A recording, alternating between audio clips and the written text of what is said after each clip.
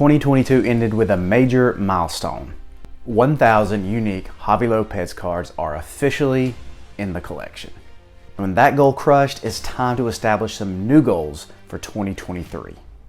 This year's theme: stay disciplined, avoid the hype, and be patient. And just how well am I doing so far? Okay, so I started off the year a little bit undisciplined and a little bit impatient. 4 days, 4 purchases, but they were nice. But now the 2023 goals begin. Discipline, patience, and being selective. I have a variety of interests connected to my collection, so mixing it up will keep it interesting and keep it from becoming stale. A planned approach will keep me from deviating from my goals, but allow me to collect a little bit of everything that I enjoy. At the top of the list is to clear a bit of the clutter and do some downsizing. We've seen a downturn in the values in the collectibles market over the past few months, coming off of the pandemic craze. Regardless of the gradual decline of the market, it's time to free up some space and hang on to those things that I really enjoy. Using e-commerce sites, social media platforms, local sales, and even some giveaways will help me get back some much needed closet space for more stuff. If you plan on selling collectibles in 2023 like I am, it's important that you keep track of your sales and your expenses, because in 2023, these guys are going to require a 1099 from places like PayPal, Zelle, Venmo, and eBay. Whether you're managing it as a business or just hobby capital gains, you need a plan and you need to be prepared.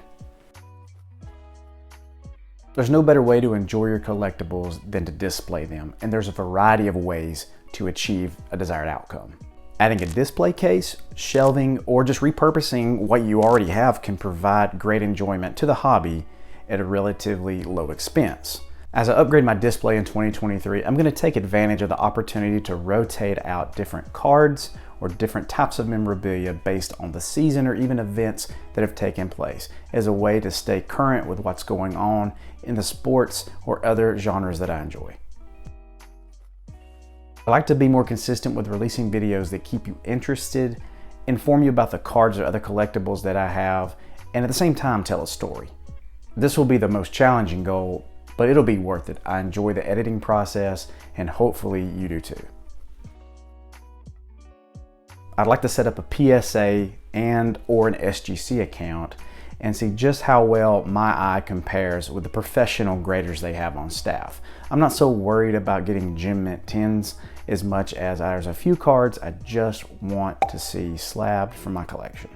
I also have some Hall of Fame autograph cards that I'd love to get authenticated, as well as get the cards graded. Like many of you, I collect a variety of sports and entertainment cards as well as memorabilia. For my Javi Lopez collection, I want to focus on my top 25 cards as well as any new releases he'll be in 2023. For my Derrick Henry collection, I'd love to pick up 1 or maybe 2 case hits. For my Contenders auto collection, from guys who were drafted from the University of Alabama, I'd like to pick up at least 1, maybe 2 of those cards.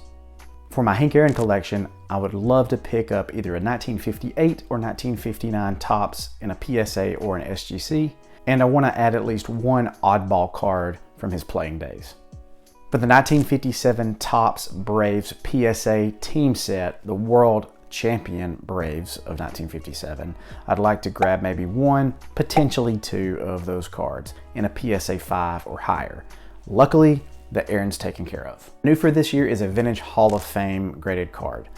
The 2 players I'm interested in are Willie Mays and Roberto Clemente. I would like to grab at least 1 of either guy. I have a second baseman Hall of Fame collection, and for that I would like to grab a PSA Roberto Alomar or Craig Biggio rookie. And finally, one area that I collect that I really haven't shared with you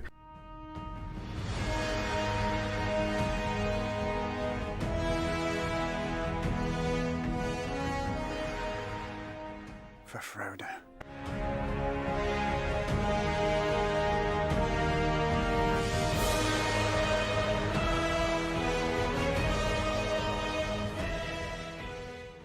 Is my great love for J.R.R. Tolkien's work in Middle-earth.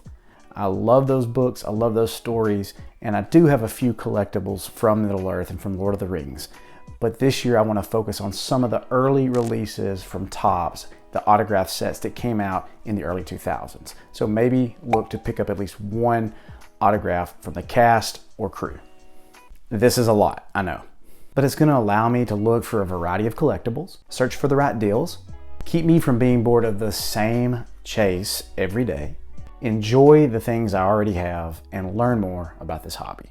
Those are my collecting goals for 2023. I'm interested in what your plans are for this upcoming year, so comment down below. I'd really love to hear what you got to say. Have fun in 2023 and do it for the love of the hobby.